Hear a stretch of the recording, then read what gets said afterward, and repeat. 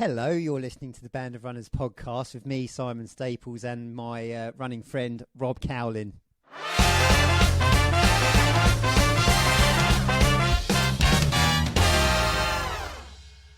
All right, Si, how you doing, mate? Yeah, here we are, 2021. Here we are indeed. Happy New Year to you, because I haven't spoken to you in a month or something. Well, yeah, the last one we did was just after Christmas, I think. And yeah, we we're were only in... allowed to talk on this. Sorry? We're only allowed to talk on podcasts, Yeah, obviously, yeah, aren't we? yeah. So. And we were in tier 4. I joined you in tier 4. Christmas Feels like a lifetime ago. Yeah, Christmas got canned. Welcome to the party. Yeah. So here we are, January 25th, and we're in tier 5, or whatever you want to call this. Tier 5, tier 37. Yeah. You're not even allowed to speak to your friends anymore. Yeah. Oh, how are you finding it?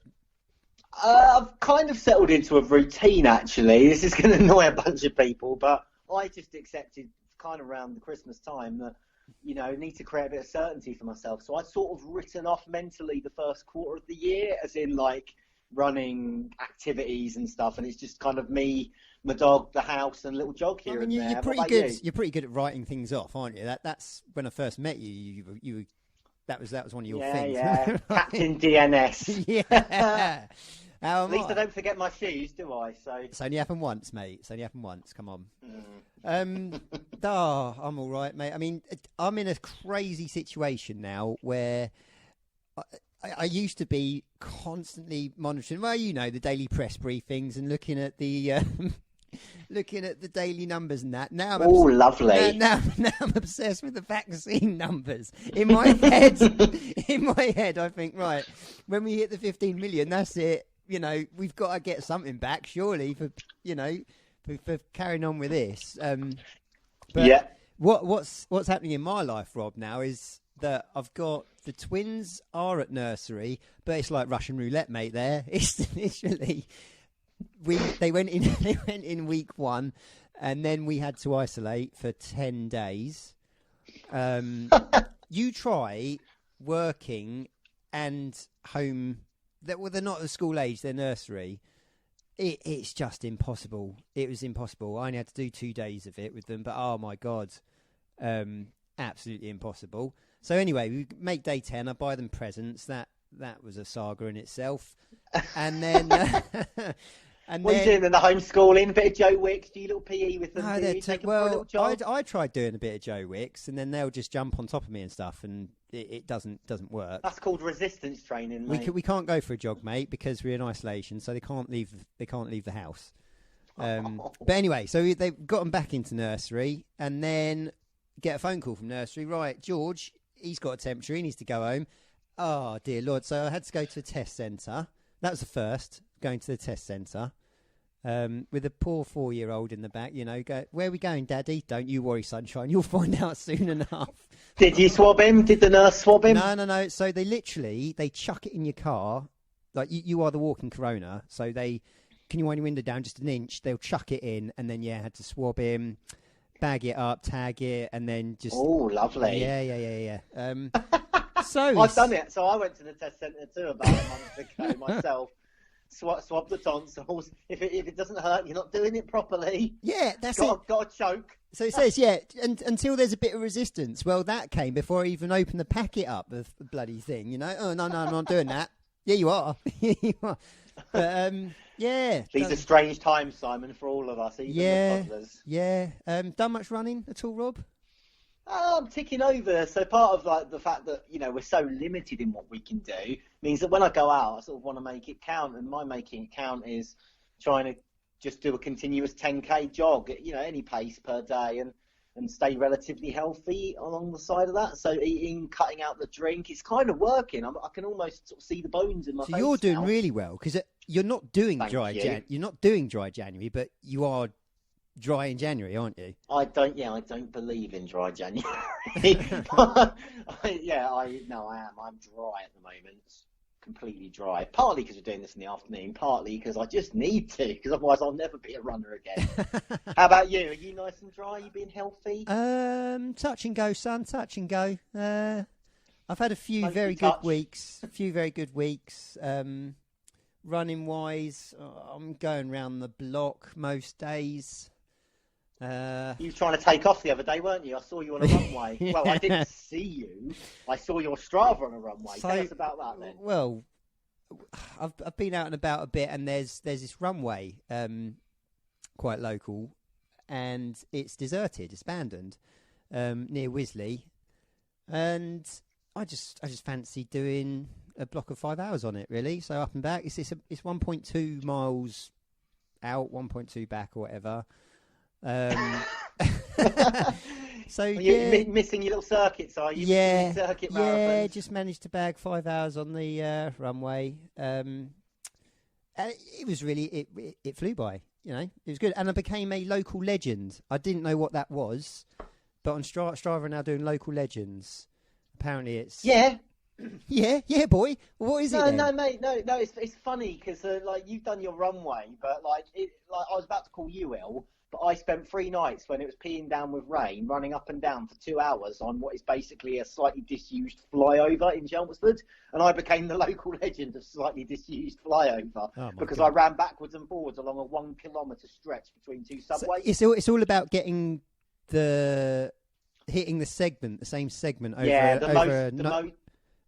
Most reps on a segment within a 90-day period. Sorry, so no one's touching me now on disused flyover. I've got it. It's mine. So I'm wearing that crown. I got disused runway in one run. So that's how deserted it is. Yeah, that's because you're very good, aren't you? But it's a nice little 5 hours there. It's a nice little gem. Ultra marathon, a little gem. Yeah, I managed to rack up. I think it's about 33 miles, but you are ill. But those in glass houses can't throw stones about disused runways, but that's cool. So that was a nice little day out for you then, wasn't it? Yeah. I bet all the kids were walking by, all the little people walking their dogs, and they're going, "Mummy, Daddy, that boy's ill, isn't he? He must be ill. What's he doing? Why is he running up and down? What's that bag of sandwiches doing there?" No, so the bag of sandwiches, I did have a bag. There's no sandwiches in there, but I literally just chucked it in a bush. Because there were a few people, so I was like, right, I don't want anything in there to get nicked. My head torch was in there, just in case. I was like, ooh, could do 6 or 7 hours. So bag was in a ditch somewhere. So we're still training, then, aren't we? With all these efforts, still training for the hope of the summer and the late spring, as Boris put it. Rob, if we don't, we're screwed. So, I think what do you mean we're screwed? Well, screwed? You are, aren't we? Otherwise, you're just not going to be able to run anymore. Well, you what are you going to do then? What are you going to do, Sunshine? Oh, here comes the first event. It's 100 miles. What have you done? Nothing. I've become a local legend. Fly over 100 miler, I think. Yeah, exactly. Christ. The 100 miler runway run. You can make yourself a little medal, can't you? You can learn a craft. You can do all sorts, Simon, in your own home. I'm doing an abs workout every day. That's 20 minutes. Oh, can you see him again yet? Still a few rolls, mate. Still a few rolls. Oh, don't talk to me about rolls. Well, I think can we just discuss what's just happened and what's coming up on this right now? Yes. I mean, how bizarre was that? I mean, I'm still sweating, mate. We started this, and I'm sorry, it is when we were introduced just now. I heard somebody on the team, they're like, "Oh, so these guys are from the Band of Runners podcast," and I was like, "Oh my god!" Actually, they must think, they've got an office and all that sort of stuff. It's nothing. It's 2 kids out of a basement. That's where we came from. It's 2 kids out of a basement. I was slotted straight into a buff. It's a Wayne's World production of podcasts, is what we've got in a basement. Then I grew through all the phases of the shirt from small to 4XL, and now we're coming down again. No, it's cool though. It's just a little recognition where we come. But our guest, one Eddie Izzard, is definitely like au fait with our whole theme of where we started. And I think it's such a good thing. When I spoke to him before and this time, it's all about physically ordinary people just getting up, and whether it's round the football pitch or picking up a training plan and just getting out there and just proving what you can do with your head and just whatever you've got as a body. Well, There you go then. Well, should we play? Should we roll? Well, there is a VT video tape clip thing, isn't there? Because that'll be on YouTube or something. It went out live as well. Old Daddy Shug saw it. He watched it live. Oh, brilliant! He said, "Well done." He said, "Well done." Congratulations. Yeah. Well, let's not talk about it too much. Let's hear from Eddie Izzard herself. Okay.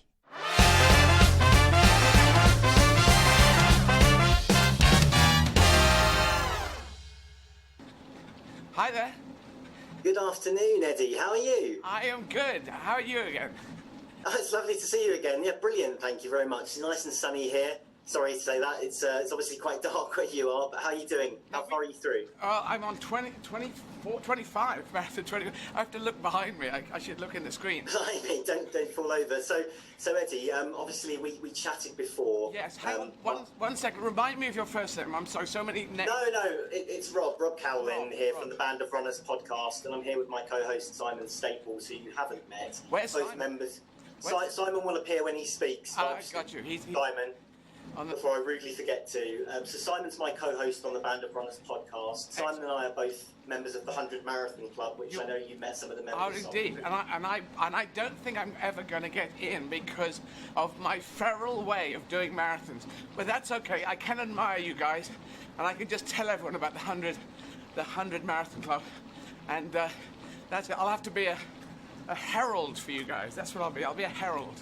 I'm sure we and our listeners can admire you, Eddie, but the reason I think we wanted to speak is because, as I mentioned to you last time, the Band of Runners podcast was founded on the basis that running is for literally everybody, whether you're fit and fast like Simon is. He's half my size, twice my speed. That's what I like to bill him as, a 3-hour marathon runner, or myself, a 6-hour marathon runner. So I enjoy more, or perhaps slightly slower than the pace you're doing now. You're starting to ramp up, but as Simon said, it'll be more about what we're about. Rob, you and me, I think we're twinned on the pace. I think 6 hours is kind of where I'd like to come in, because I think I could get faster, but, well, I like seeing things. I like stopping. I like talking to people. But Eddie, sorry. Yes. Good afternoon. You're not seeing much at the moment, are you? Are you stuck in a dark room? Is there even a window? There is. Can we get Ian the camera on the window? We can show you the window. So we have the blinds up. It'll appear any second. And there you go. You can see. We can see out. People can see in, and we can wave. And nice. And there's a pay station, and that is the walk, the Riverside Walk at Hammersmith for the Riverside Studios. And then you've got the Thames River and Hammersmith Bridge out there, and that's how. But it is mind-numbing on a treadmill. I don't know if you've done. Yeah, I've done one, but I've only ever done it in a race condition, and it's so difficult doing that distance. Yeah. It's hot, sweaty. Yeah. If you get off the damn thing, what happens when you get back on? Nothing much for me. What happens to you? I've done one race on it. Yeah. And I didn't want to get off, so I didn't even allow myself to get off. Okay. So it's the world's first treadmill marathon race. Again, it didn't count 100 club purses because of all the rules. Right. But there must be, I think there's about 15 of us all. But my strategy was quite simply: don't get off, sweat it out, see it out. Took a lot of salt tablets. Obviously, it's inside, so it's really sweaty. Right. Have you tried putting a fan on? You've got to put a fan on, that's the trick. No, it literally works. I've got one in front of me.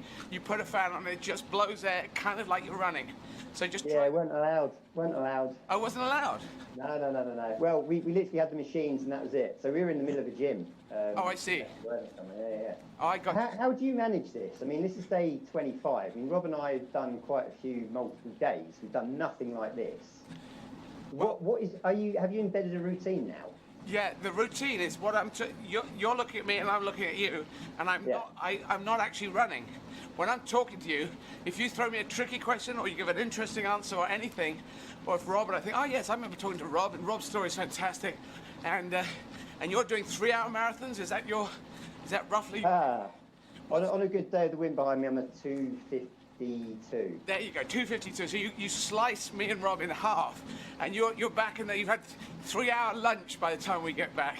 Well, but speaking of slice half and lunch, Eddie, when Simon and I met, actually was the 10 in 10 day Easter event that we ran where we did marathon distance, but Simon, bless him, stayed around for me on the last day. But what he couldn't understand is while he'd finished in about 3.5 hours on the last day, I just had to stop to have my sorine loaf and my thermos of coffee, which is my halfway ritual. I wanted to ask you, because we've turned the tables this time, and I wanted to ask you a few questions. And I haven't seen you eat yet today. I have been watching, but do you eat when you take your little pit stops, or do you just run through? Well, I've got Sarah here, who is event manager. You probably might have seen Sarah Johnson here. We're in the same bubble, home bubble, work bubble, and so she'll give me little bits of carb thingy.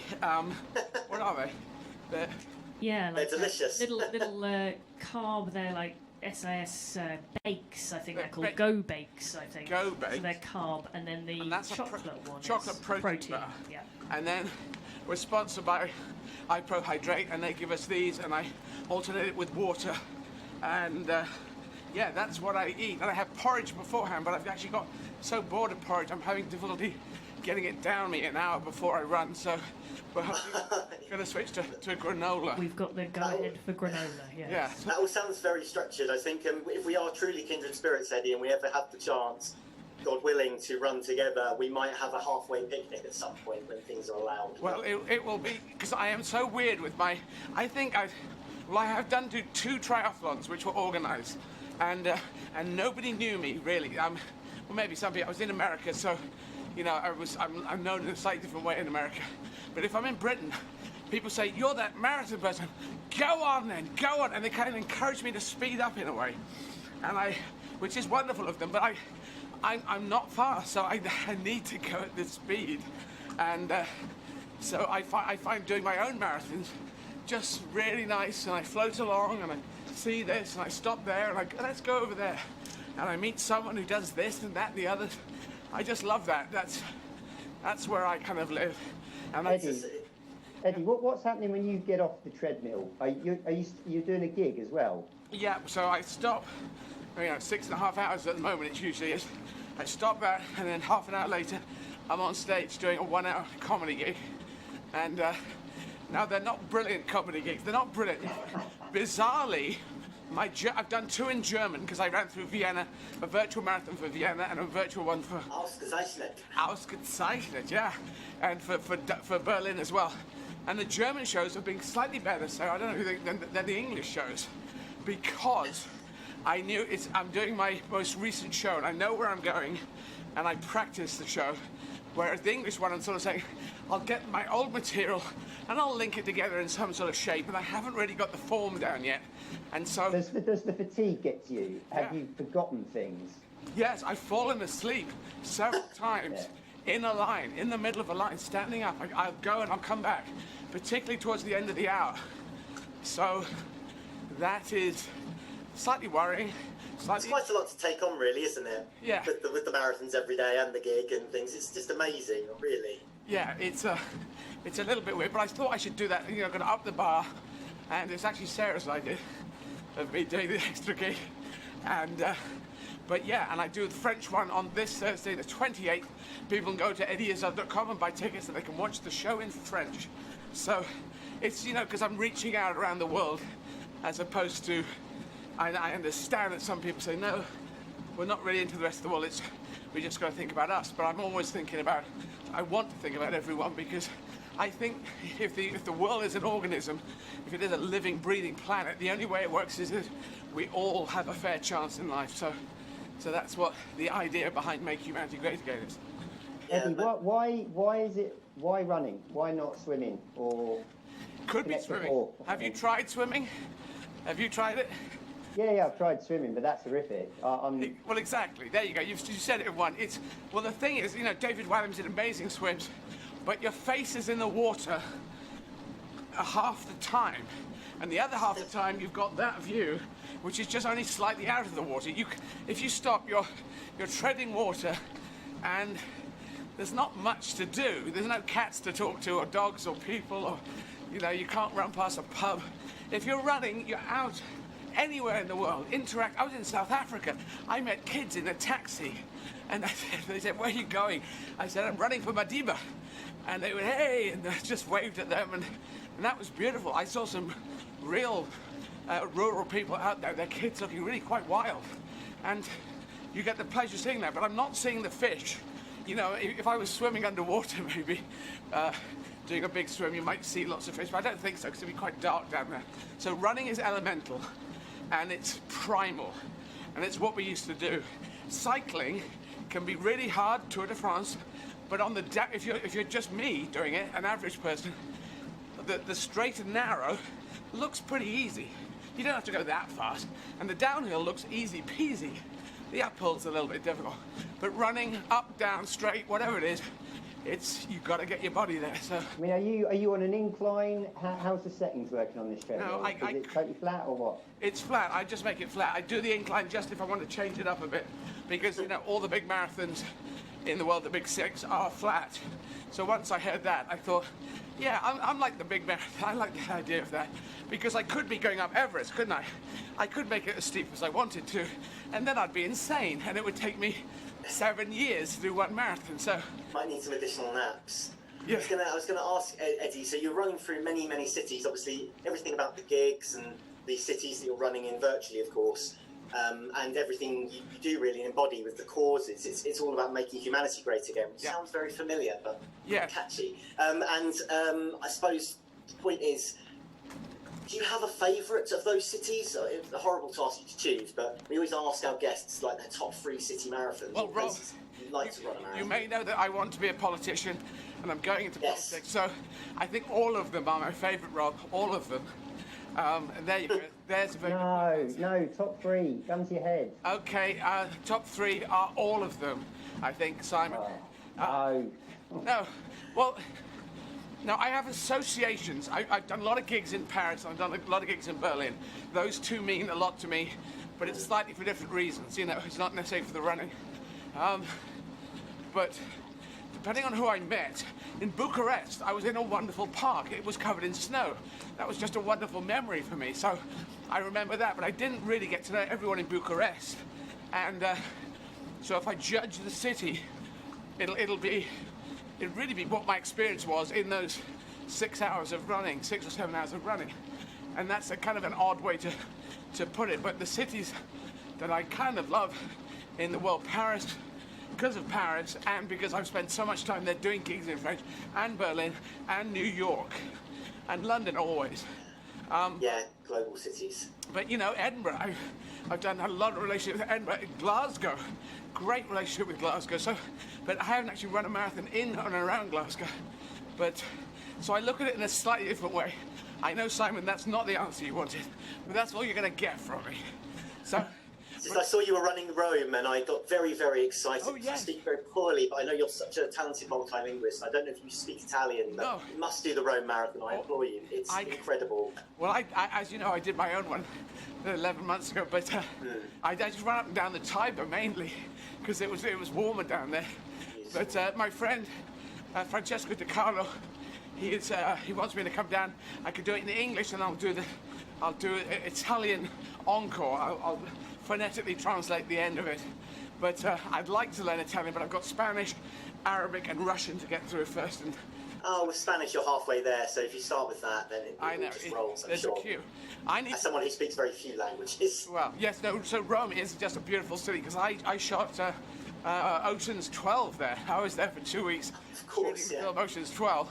So the Place del Popolo, next to Place del Popolo, is the Hotel de Russie. And I was on the top floor of the Hotel de Russie with George Clooney and Brad Pitt. And who's your favourite Ocean? Who's my favourite character? Yeah. Well, I think you'll know the answer, Simon. It's all of them, really. It's really all of them.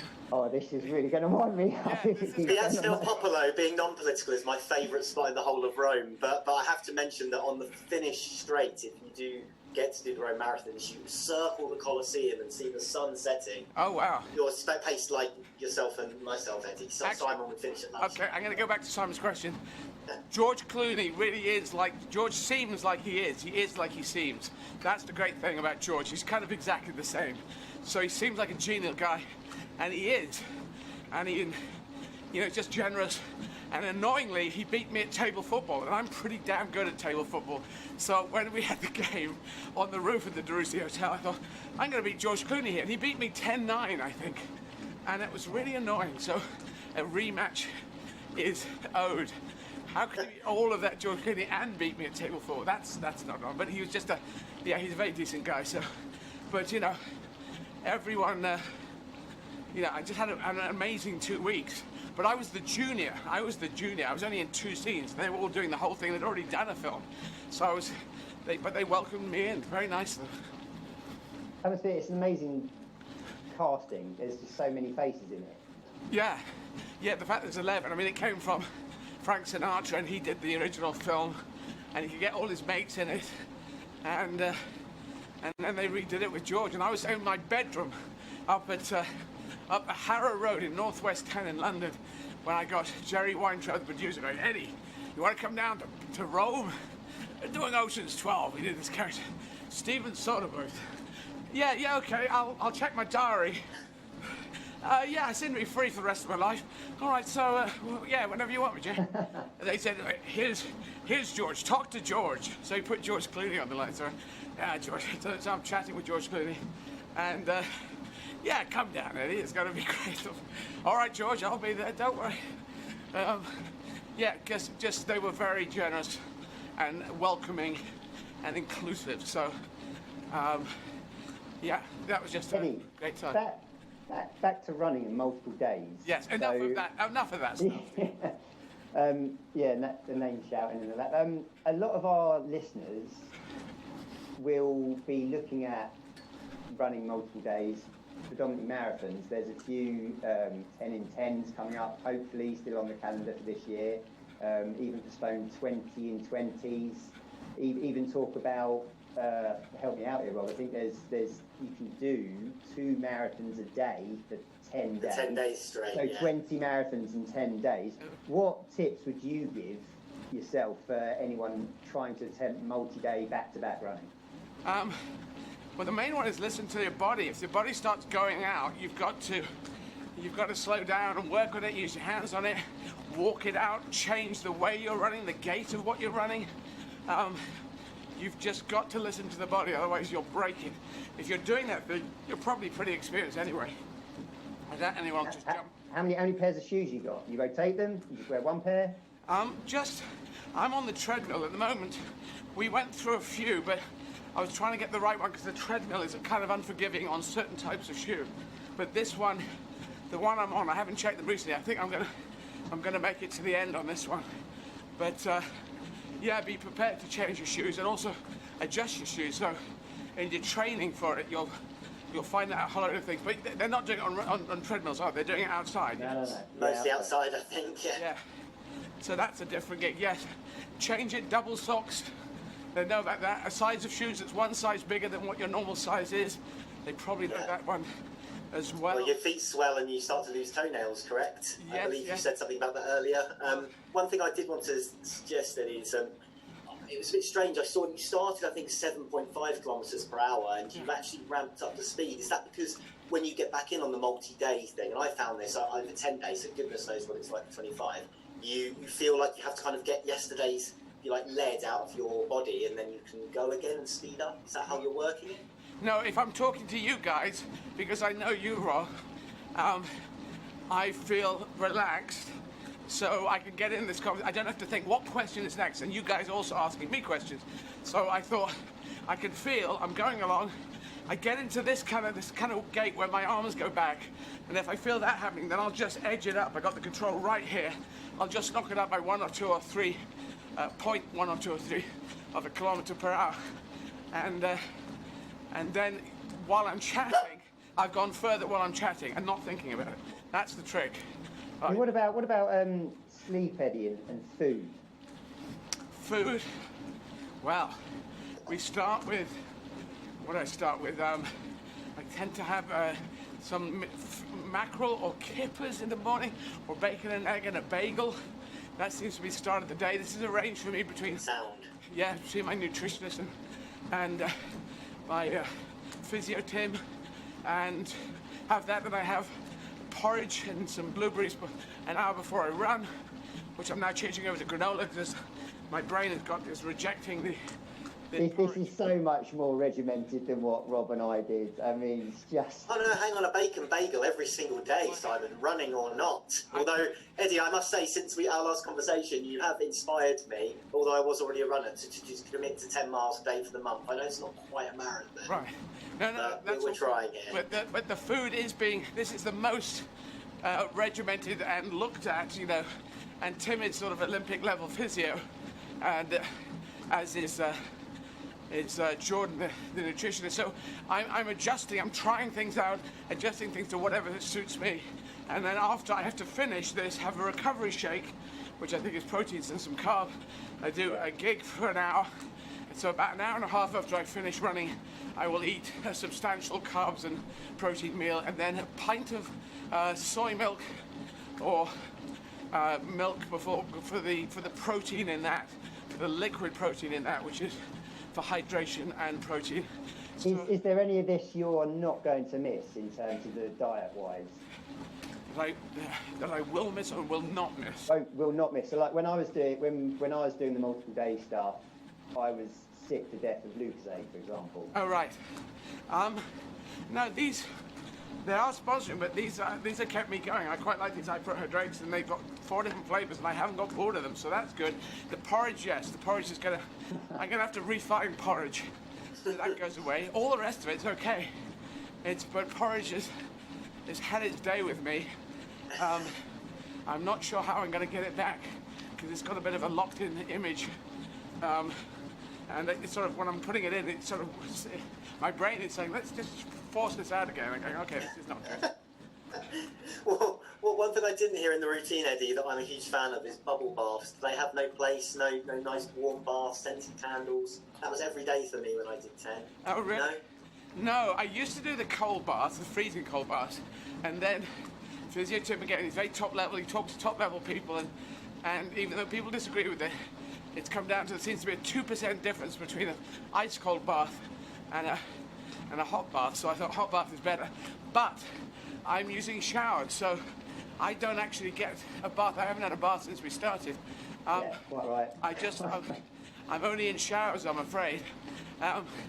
And that's how that's working. But I do an ice bath for my feet for 5 minutes. And the sleep, Eddie, are you sleeping well or not? Or medium rare. I was taking a homeopathic sleeping pill because I was waking up every hour, and then I changed it to a different one on advice of my doctor, sports doctor, Dr. Gary, and that made me kind of drowsy after about 3 days of taking it. So I didn't take one last night, and I had a pretty good sleep last night with nothing. So we shall see. I might have to do half a tablet or something, just slice it with a big knife and see what the perfect dose is. On the fatigue side, Eddie, something you said earlier really caught my ears. The body gets stronger as you get more exhausted. I've written that down as a quote in my hand. Yeah. You can explain what you mean by that? Well, I don't think I'd say it gets stronger. You get more exhausted, but you get stronger. That's the thing. So, of course, if you're doing marathon after marathon, you exhaustion upon exhaustion upon exhaustion. But there's something in the lockstep. There's something in between the brain and the body that says, we are a machine. We know how to do this. You've done it before. You've got about 6, 7 marathons left, and you've got 6, 7 more gigs.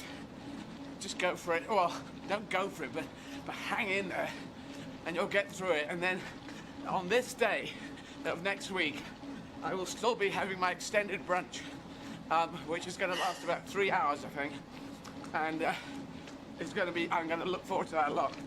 I mean, is it getting easier as the days go on, Eddie, or tougher now? I think it is. The exhaustion is more, but the strength in the body and the realization, especially the last 2 hours. When I get to the last 2 hours, that used to be really at the beginning of the challenge. In the first 10, the last 2 hours are bloody murder. But now the last 2 hours are going, okay, we've got a rhythm going. It's this rhythm. If I get the rhythm going, then I can make it. And some days, I had tummy troubles 2 days ago, going to the loo all the time. I had to take some Imodium, and that kind of sorted it out, but it took ages, and I was stopping so often Then I got way behind, and I had to run like crazy at the end to try and get up. Otherwise, you have to go and do the gig. One day, I did stop, go and do the gig, and came back and carried on running. So that's not much fun. Wow. You don't want to fall asleep on a treadmill. I have actually sort of had a micro sleep on a treadmill, and it's not great. You did what on the treadmill? Had a micro sleep. I was very tired, and I was running in a dark room. So was that lockdown 1, Rob? It was lockdown 1. Yes, I was stuck inside, and that's why I'm just so admiring this. Doing 1 or 2 was bad enough, Eddie. I'm just in awe. Well, other people, as you know, other people have done more. Other people have done longer. Other people have done different. I just do what I can. And Eddie, on that, does increasing the distance at all interest you? Like, I mean, Rob and I have done a handful of 100-milers, for example. Is that something you might be looking at doing in the future, or are you? Well, vaguely. I did do a double marathon at the end of South Africa. Yeah. So that was, what was that, 2 marathons, 56, 52, 50. Yeah, you only have to do 4 marathons, it's fine. Yeah, 54. I did 90k in the end, so I did a comrades equivalent. Yeah. And as a salute to comrades and Nelson Mandela, and got that done. I'm not hugely thirsting after it, but the Marathon des Sables, the Marathon of the Sands, or the Marathons of the Sands, that intrigues me, as I was born in Yemen, in Aden, in the south coast, in Aden there. And it's a desert country, and so it'd be quite interesting to see how I would fare. Well, no, it wouldn't be see how I'd fare. I'd just get through it, I think. And but as a salute to the land of my birth, that would be intriguing to do, but not now. I'm not considering anything at the moment. I just want to stop this. Because, there's the love of running, but I love the stopping. The stopping is fantastic. I could stop for England, I think. I think I could be in the England national stopping team. The UK not doing anything to. But the stopping thing, though, Eddie, I mean, is the buzz still there? Do you still get the endorphins of a marathon distance nowadays, or because you're so used to it, has that diminished? I get endorphins, Simon. Endorphins. I prefer to call them endorphins, because I think the kids would love to have endorphin, natural drugs, they're called. Well, at times I do. If I slow it down, what if I slow it down?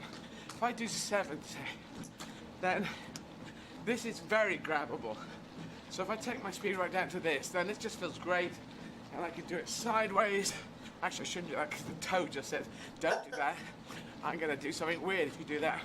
But, if I was outdoors, this kind of speed, you say, hi there, hello, how are you? Chat to people, oh, is that your dog? And, you can just interact. The faster it gets, the harder it is to do that, and the harder it is to talk or think or whatever. So, yes, there is definitely something in it. I mean, I first got the real kick of running again, because as a kid, I was quite a runabout kid, when my trainer in Los Angeles, who lived up in Malibu, which is quite an area of where people get big houses, but anyway, she lived in a reasonable house up there. She was a trainer, and there was the University of Malibu, it might be called, I'm not sure what the name of the university is. They had a running track, anyone could use it, and she got me to run 70%. She said, just do a run up that track. Hadn't done that since I was 11, 12, and that was something. I remember thinking, whoa, that took me back there. That took me back, and it also wasn't that hard. If you run not a full pelt, but just for 100 meters, it's over quite quick, and then you can just look at the track, and that feels quite nice. So I remember that's the first time I thought, yeah, there's something in this. I got to go and reclaim that. So I like it when I get that feeling, but it sort of comes and goes, because this is now part of my match fit for life regime. I want to be match fit for life, and I'm looking at my sort of face in the mirror, and I'm looking slightly more, everything's looking leaner and tauter, because I carry a lot of weight under my chin, and I look at myself and say, all I need to do is 24 marathons, and I look quite good. Not fantastic. That's exactly what my thought process was for this. Like, I never want to lose this level of fitness. Right, yeah. So I just keep going and going and going. Yeah, and I won't stop until I get injured or my legs don't work. Well, yeah, I'm going to do that, but what I find is slightly annoying, it takes me 24 marathons from a fairly fit situation to get looking a little bit better. It seems that I think my body is designed for glaciation periods. You know, Rob, yours is as well. Simon, yours isn't. I think yours is designed for something. Certainly glacial or tectonic, yeah. Yes. We are designed for glaciation periods when there was nothing to eat. And we would look at a lettuce leaf or maybe some leaves on a tree. We'd eat leaves from a tree and we'd put on pounds because we were those kind of people. And now in this world, it's not so good. But we're designed for that. I'm pretty sure we're designed for that. It makes sense. And so we're actually supposed to use these bodies quite hard. And then it gives you something back. That's the weird thing. You use it hard and it gives you health back. That's something I didn't realise. So I only have to look at leaves and I put on a stone, Eddie. But I must say you are looking fantastic for somebody that's run 25 marathons in a row almost. So if you don't mind me saying, I was going to ask Eddie, you mentioned, I think, so obviously it's taken you this many to get into the taller, leaner version of Eddie, but you are going to carry on running, I understand, a marathon every fortnight and then a half marathon in between after this. Is that to tick over? I mean, you're such a strong, determined woman in everyone's eyes right now, doing such an amazing feat. What is next? What could possibly be next after such a huge thing? Nothing on my horizon. There's nothing planned. But I that's what I was doing beforehand. But I learned that from a couple of people from the 100 Marathon Club, who were working on the food and drink stations at the 2012 Olympics. And they were in their 60s, 50s, 60s, 70s, I'm not sure their ages. But I looked at them and said, I was ambassador for the volunteers, for the games makers. And I was talking to them and I said, can I meet people and thank them for working on the Olympics? So I met these people and said, now how come you're working on the fruits and drink stations for the marathon? They said, well, we're members of the 100 Marathon Club.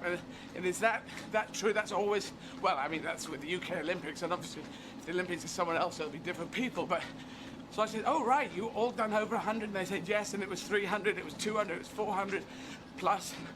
And I said, so what do you do for training?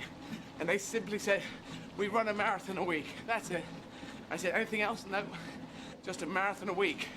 And I don't know if everyone does that or anyone, or is that just those two people I was talking to, but it sounded good to me and they looked good. They were senior citizens, but they looked good. You know, that's pretty much the club in a nutshell, really, and then just the level of illness, really, as it goes up the chain, Eddie, to be honest. Yeah, I love a marathon a week, boom. So I am sort of marathon every other week, half marathon every other week. So that's where I am. I'm trying to get to a marathon a week, but that would be, you know, as a herald for the marathon 100 plus club, which I'm not in and can't be in, but that's cool. That's cool. I'm sure you'll manage to do a marathon a week after this. This seems like solid training for that effort. Well, I'm not going to go straight back to the. I'll let myself feel my way. After your brunch. Actually, no, that's not true. I've got a job of work to do in 2 weeks, so I will be out there running. I bet you day 2, I'll be out there training. So Monday will be off this week.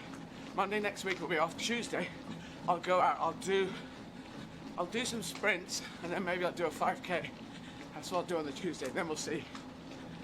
Do you keep a like so in between the marathons and half marathons? Do you keep like a routine? Do your trainers like have you on a schedule? Do you do like variations of training on the track? And it sounds like you actually have a bit of a regimen here, Eddie. So I'm thinking we're not so alike. No, I don't have a regime. My trainer, Martin Yelling, who works with physio Tim Cruz-Drew, I sort of occasionally check in with Martin, so I'm not really, because I never know what I'm getting ready for, and I'm often not getting ready for anything, so I just want to be match fit for life, so I sort of make it up myself, but I talk to Tim, get advice, nutrition, keep an eye on things, know where my weak spots are, and I just want to, as you were saying, Simon, you know, I kind of like the way I'm looking, let's keep this going. Who wants what was your first marathon like, Eddie? Rob and I have got 2 camps here, basically. You either run around the football pitch twice, and that's about the extent of your training, or you've gone totally OCD over it, ripped every training plan you can find, and you just pick the hardest day for 17 weeks prior to the run. Which camp are you in? I think I know the answer. Well, when I ran the UK, I started on a Monday. The first marathon I ever ran was on the Friday. Before right, that. so you're in the football pitch camp. Yeah. Hallelujah. Yeah, I just ran a marathon on the Friday, tested that I could do it, and then we ran 43 marathons after that. So, but it's brilliant. I took 5 years off after the first one. Oh, it's amazing, absolutely amazing. So, Eddie, this is exactly what the podcast is all about. But it's people, if I may say, ordinary physically doing extraordinary things. It's just in your head. It's just in your head. That's it. And as I've said before, I must have said this to you, Rob, coming out as trans back in 1985, it was so toxic, so difficult back then. People who wanted to hate you felt a great freedom to hate you, to shout abuse at you, or to fight you in the streets. These are now hate crimes. And I've had people coming up to me, I've had people coming up to me and saying horrible things, and I say, be very careful, you're doing a hate crime here, you know that? And I've seen them back off and be a bit more wary. So once I went through that, the mental toughness that gives you in coming out when I was 23, everything after that is not that hard. It's not too hard, or not so hard, put it that way. Yeah, different kinds of courage. Yeah.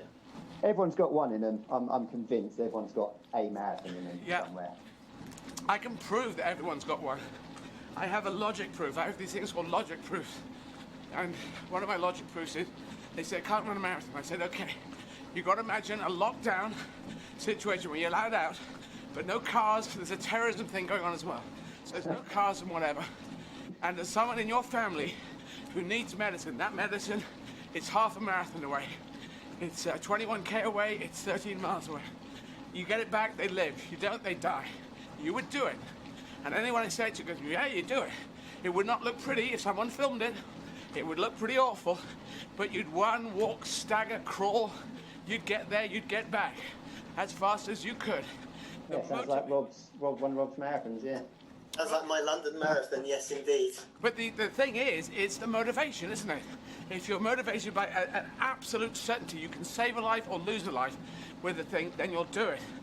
And because when I came out, I was certain that I should come out, but I didn't have to. So I said to myself, this has to be done. And that's like an artificial emergency. You have to come out now. You're straight, TV, transgender, you fancy women, you could lie about it, you could marry, have kids, go through life and have this in your brain, or you could tell people about it, express yourself, and maybe that's better. And I thought I should do this, I have to do this, and after that, I can create artificial emergencies, like performing in French, German, and Spanish. Not necessary, it's not on the list, but in doing it, beautiful. Beautiful, and French kids go, wow, if the English kid is doing it in French, I can do it in English. And now French kids are doing English, Russian kids are doing it in English, German kids, Spanish kids, everyone's playing using the English language as a bridging language. Wasn't happening 10 years ago, and it is happening now. So that's how I do it, and that's the marathon running as well. It's an artificial emergency. I create it, it has to be done, doesn't really. I love that. That's exactly what I've been doing. Yeah. With like the 100-miler stuff, because it's just bonkers, and Rob's all over it as well. You have to have this mental reason for doing this. Yeah. The physical thing is not enough. And it's a choice, and it's an ultramarathon runner told me that, running, is it physical, is it mental? And he said, the ultramarathon runner joke, I don't know if you know this one, I don't know, I told you it, Rob. He said to me, we say it's 90% mental, and the other 10% is in your head, which it means it's 100% mental. It's just it's actually got nothing to do with this. This could be a mess, or this could be finely tuned. And if this thing decides, this thing can drag a mess as far as it wants, 100 miles, 100k, or if this thing isn't working and this thing is finely tuned, you won't get down the end of the road. Because the brain says, I don't want to do this. It's a bit rainy. Whatever. I'm a walking billboard for running mess, Eddie. Yeah. I'm so with you. And sorry if you hadn't seen enough dogs on the Riverside Walk. I thought I'd show you my little doggy. He's jumped up onto my lap. So here's Zico. Wow. This is the most celebrated dog I know. There you go. That will let him bark, but he wanted to say hello, so yeah. What I like, and I think you've got medals behind you, Rob. And Simon, have you got medals behind you already? He's only got a world record behind him. World record. There, that's what you've got. And I've got next to nothing, but it's in here. It's in here. I got one, I quite like one. But a Blue Peter badge, that's what I wanted. I want to get a Blue Peter badge. We dish out fridge magnets, Eddie, and beer mats if you want any of those. Well, no, I can't ask for things from the 100 marathon. No. This is from our podcast. Oh, Eddie, I remember your shirt size, I believe, and I've already packaged some things up and I'm holding now. Very good. We have our branded face mask, a buff if you need something to wick the sweat away, and a shirt, if I may send those on to your team. That's okay. Fine, but a Blue Peter badge would be really nice. I don't think with Blue Peter. I've never earned one of those. Blue Peter, didn't it go away? Hasn't it come back? Is Blue Peter back with us? Anyone know if Blue Peter's on the television? Anyway, I've always wanted one. So that. I've no idea, but all our kit is blue. That's as good as I can do today. That would be nice. That would be nice because, as a trans person, you probably, before, if you think about it, before this time, trans person wouldn't be allowed on Blue Peter, or wouldn't be allowed to be linked to Blue Peter. But now I think people are moving forward. Young kids are trying to work out their sexual identities and so. But the Blue Peter badge was the great thing you could get when I was a kid. So that's what I'll have to lust after then. Eddie, I just admire and adore your spirit. It's amazing. The courage you've shown in the past and now is absolutely incredible, and it's just so valuable to our listeners. We'll pass on all of the donation information. I myself donated this morning, and I believe it's 70810. You text the words 10 or 20 to donate some money to the causes. And Eddie, if you could just finish and tell us about the causes that you're running for, that would be brilliant. And I should say, anyone listening around the world, EddieIzzard.com. If you need the numbers, you forget the numbers, EddieIzzard.com. It's got all the information there. You can buy hats with Make Humanity Great Again on, or masks or T-shirts, and the profits go to charity, and tickets for the show tonight. Every night at 7 p.m. I do a stand-up show as well, profits to charity. But this is for 5, we're highlighting 5 charities. There could be more, but so far there's 5 that we're highlighting, which are Care International, doing care packages all around the world. Covenant House, doing wonderful work based in New York and in 6 other countries, helping young adults get through very tough times who've been in homelessness, drug addiction, and they get them back into society, and we'll fund them to go to university. And we talked to one woman who got a first in psychology, having been homeless and a drug addict on the streets. Fantastic story. Fair Share, based in the UK, helping get food against food wastage, doing stuff like Marcus Rashford has been doing, getting them out to kids and low-income backgrounds so they can have decent food. And then we have neglected tropical diseases, NTDs, which include leprosy and elephantitis that you might have thought was gone from the world, but it's still there. So the Unite to Combat NTDs, that's one of our charities, helping 1.7 billion people around the world. And then, last but not least, Walking with the Wounded, helping UK ex-services people who come out with physical problems, with mental health problems from the forces, or problems with the criminal justice system in the UK, adjusting more to civilian life. And Walking with the Wounded, it links to the National Health Service as well, and they help them, a great charity there. So your money will be shared amongst these charities, and maybe others as well. Well, Eddie, thanks very much for talking to us, giving up your time. Not at all. Great to talk to you. Thank you for taking my mind off what I'm doing. Thanks, and good luck for the rest of it. I look forward to watching you fall asleep this evening. Yes, indeed. I will. Have a pleasant one, okay? Cheers. And the best of luck for the rest of it. We'll see you out there. Absolutely. Well done. Thank you very much. Congrats.